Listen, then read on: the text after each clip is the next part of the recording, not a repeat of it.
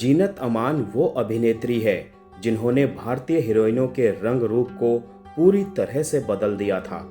कई सालों तक हिंदी सिनेमा की अभिनेत्रियां केवल भारतीय परिधानों में नजर आती थीं। जीनत अमान ने उन्हें रिप्लेस कर वेस्टर्न आउटफिट्स वाली एक्ट्रेस का ट्रेंड शुरू किया और आगे चलकर हर नई एक्ट्रेस ने जीनत के इस ट्रेंड को फॉलो किया। बेहद खूबसूरत जीनत अमान के चाहने वालों के लिए अनसुना बॉलीवुड आज लेकर आया है बायोग्राफी ऑफ जीनत अमान। जीनत अमान की जिंदगी की पूरी कहानी आज हम आपको बताएंगे, लेकिन उससे पहले मेरा आप सभी से रिक्वेस्ट है, प्लीज मेरे चैनल को सब्सक्राइब करके बेल आइकन को जरूर प्रेस कर दीजिएगा। तो चलिए दोस्तों शुरू करते हैं। जीनत अमान का जन्म हुआ था 19 नवंबर 1951 को मुंबई में। इनके पिता का नाम था अमान उल्लाह खान। इनके पिता अफगान मूल के थे। अमान उल्लाह खान एक राइटर भी थे। वहीं इनकी माता का नाम था वर्धनी। वो एक महाराष्ट्रियन हिंदू महिला थी। इनके पिता अमान उल्लाह खान मुगले आजम के प्रोड्यूसर डायरेक्टर के आसिफ के साथ काम करते थे। उन्होंने मुगले आजम की स्क्रिप्ट राइटिंग के लिए भी काम किया था। अमान उल्लाह खान और वर्धनी की इकलौती संतान थी जीनत अमान। हालांकि मशहूर एक्टर रजा मुराद उनके चचेरे भाई जरूर हैं। जी हाँ, जीनत के पिता अमान उल्लाह खान और रजा मुराद की मां लियाकत जहां बेगम सगे भाई बहन थे। जीनत अमान की शुरुआती पढ़ाई लिखाई पंचगनी के एक बोर्डिंग स्कूल में हुई थी। जीनत इसी स्कूल में थी जब इनके माता पिता तलाक लेकर एक दूसरे से अलग हो गए। जीनत अपनी मां के साथ रहीं। ये जब मात्र 13 साल की थी तो इनके पिता अमान उल्लाह खान का निधन हो गया। उनकी मौत के बाद इनकी मां ने एक जर्मन नागरिक से शादी कर ली और वो जर्मनी चली गई। जीनत अपने रिश्तेदारों के साथ मुंबई में ही रही और सेंट जेवियर्स कॉलेज से इन्होंने ग्रेजुएशन किया। इसी दौरान इन्होंने एक स्कॉलरशिप जीती और फिर ये सदर्न कैलिफोर्निया यूनिवर्सिटी पढ़ाई के लिए पहुंची। वहां से वापस लौटने के बाद यह फेमिना मैगजीन में जर्नलिस्ट के तौर पर काम करने लगी। जीनत अमान काफी खूबसूरत थी। इनके दोस्त अक्सर इन्हें सलाह दिया करते थे कि तुम्हें मॉडलिंग करनी चाहिए। दोस्तों के काफी समझाने के बाद आखिरकार जीनत ने मॉडलिंग की तरफ कदम बढ़ाए और इन्हें मॉडलिंग में सफलता मिलनी भी जल्द ही शुरू हो गई।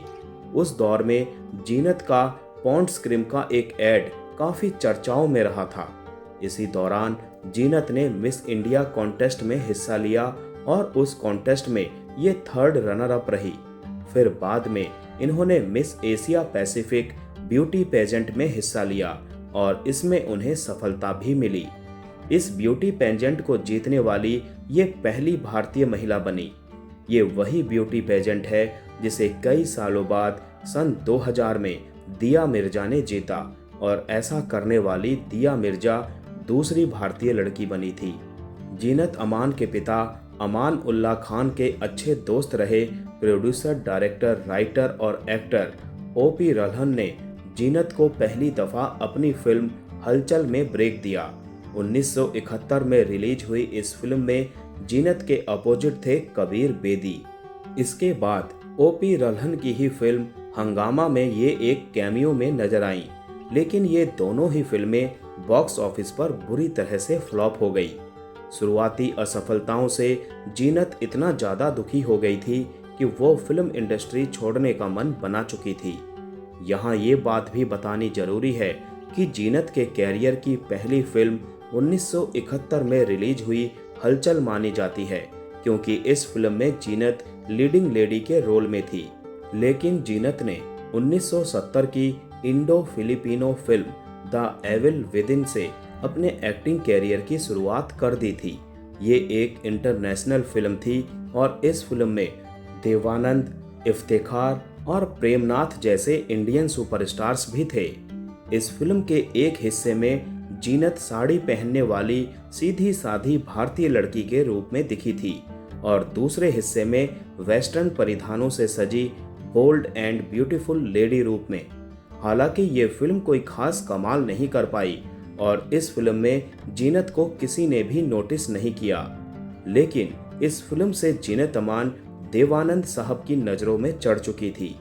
देवानंद साहब ने फैसला कर लिया था कि वो इस लड़की के साथ फ्यूचर में काम जरूर करेंगे और ये वक्त भी जल्द ही आ गया।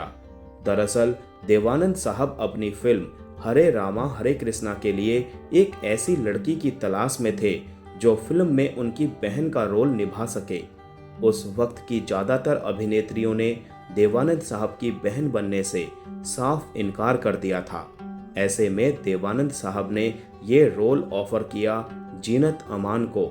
शुरू में जीनत भी इस रोल के लिए देवानंद साहब को हाँ कहने में हिचकिचा रही थी, लेकिन जब देवानंद ने जीनत से कहा कि अगर ये फिल्म हिट हो गई तो तुम मशहूर हो जाओगी और तुम्हारा कैरियर बन जाएगा, तब जीनत अमान ने ये रोल स्वीकार कर लिया। फिल्म रिलीज हुई और मस्त मलंग जसबीर जायसवाल उर्फ जैंसी के रोल में जीनत अमान ने कमाल कर दिया। इस रोल के लिए जीनत को film fair best supporting actress award से नवाजा गया। इसी फिल्म से एक और किस्सा भी जुड़ा है। दरअसल जीनत अमान ने देवानंद की खास रिक्वेस्ट पर इस फिल्म में काम किया था, लेकिन उन्होंने पूरा इरादा बना लिया था कि इस फिल्म के बाद वो फिल्मों में काम नहीं करेंगी। फिल्म की शूटिंग पूरी होने के बाद जीनत अपनी मां और अपने सौतेले पिता के साथ जर्मनी जाने की तैयारियों में जुट गई। जीनत वहीं पर सेटल होने वाली थी, लेकिन देव आनंद को अपनी फिल्म पर पूरा भरोसा था। उन्होंने जीनत की मां और उनके सौतेले पिता से रिक्वेस्ट की कि वो अपने जर्मनी निकलने की प्लानिंग को तब तक के लिए पोस्टपोन कर दें जब तक कि फिल्म रिलीज नहीं हो जाती और इसका फीडबैक मिलना शुरू नहीं हो जाता। देवानंद साहब की बात जीनत की मां ने मान ली। फिल्म बॉक्स ऑफिस पर जबरदस्त कामयाब रही और जीनत के रोल को हर किसी ने पसंद किया। फिल्म इंडस्ट्री भी जीनत की एक्टिंग की फैन हो गई थी। फिल्म में उस दौर की एक और बड़ी अभिनेत्री मुमताज भी थी, लेकिन जीनत की चकाचौंध के सामने मुमताज की चमक फीकी पड़ चुकी थी।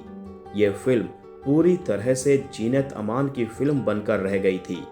हिंदी सिनेमा के इतिहास में ऐसा पहली दफा हो रहा था जब कोई अभिनेत्री अपनी पहली ही फिल्म से इतनी बड़ी सफलता हासिल कर रही हो। जीनत ने हिंदी सिनेमा की इमेज को पूरी तरह से बदल कर रख दिया था। हरे रामा हरे कृष्णा के बाद जीनत ने कई और बड़ी हिट फिल्मों में काम किया, लेकिन जीनत पारंपरिक भारतीय परिधान पहनने वाली हीरोइनों के एकदम उलट वेस्टर्न आउटफिट्स और बिकनी पहनने वाली हीरोइन के रूप में पर्दे पर नजर आई। खास बात यह है कि दर्शकों को भी जीनत का ये अंदाज बेहद पसंद आ रहा था।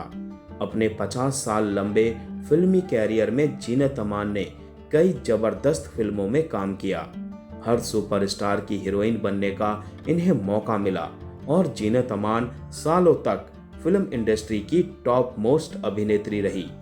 जीनत का फिल्मी कैरियर बड़ा शानदार चल रहा था, लेकिन उनकी निजी जिंदगी में बड़ी उथल पुथल मची थी। दरअसल जीनत अमान एक्टर प्रोड्यूसर संजय खान के साथ रिलेशन में थी। लोग अक्सर कहते थे कि जीनत और संजय खान ने शादी कर ली है, जबकि संजय खान ने हमेशा इस बात से इनकार किया। बकौल संजय, उन्होंने जीनत से इश्क जरूर किया, लेकिन कभी भी शादी नहीं की। संजय पहले से शादीशुदा थे और उनके बच्चे भी थे। अपनी पत्नी के कड़ी आपत्ति जताने पर संजय खान ने जब जीनत से दूरियां बनानी शुरू की तो ये बात जीनत पर बड़ी नागवार गुजरी। उन्होंने संजय से शिकायत की तो संजय काफी एग्रेसिव हो गए। नौबत हाथापाई तक पहुंचने लगी। कहा तो ये भी जाता है कि एक दफा एक होटल के कमरे में संजय खान ने जीनत अमान को बड़ी बुरी तरह से पीटा था। उस वक्त संजय खान की पत्नी भी वहां मौजूद थी और वो संजय खान को जीनत को पीटने के लिए उकसा रही थी। संजय खान के साथ होने वाली हाथापाई में जीनत की एक आंख पर चोट भी लग गई थी। आखिरकार जीनत ने संजय खान का मोह छोड़ा और तकरीबन 7 सालों तक अकेले रहने के बाद जीनत ने एक्टर मजहर खान से 1985 में शादी कर ली। मजहर से इनको 2 बेटे हुए। अजान खान और जहान खान। 1998 में मजहर खान की मृत्यु हो गई। उनकी मौत के बाद कई इंटरव्यूज में जीनत अमान ने कहा था कि मजहर खान के साथ भी उनकी शादी कुछ खास नहीं चल रही थी। मजहर भी उन पर तमाम तरह की पाबंदियां लगाते थे और उन्होंने भी जीनत पर हाथ उठाया था। अपने बच्चों की खातिर वो मजहर से कभी अलग नहीं हुई, लेकिन मजहर के साथ उनकी शादी एकदम नीरस हो चुकी थी। जीनत अमान अब 73 साल की हो चुकी हैं। आखिरी दफा ये 2019 में रिलीज हुई फिल्म पानीपत में नजर आई थी। उस फिल्म में इन्होंने सकीना बेगम का रोल निभाया था। दोस्तों, जीनत अमान की जिंदगी की पूरी कहानी को किसी एक आर्टिकल में कह पाना बहुत ही नामुमकिन है, लेकिन फिर भी हमने कोशिश की है कि उनके जीवन से जुड़ी सभी जरूरी बातों को अपने दर्शकों को बताया जाए। अनसुना बॉलीवुड जीनत अमान की अच्छी सेहत और लंबी उम्र के लिए दुआ करता है।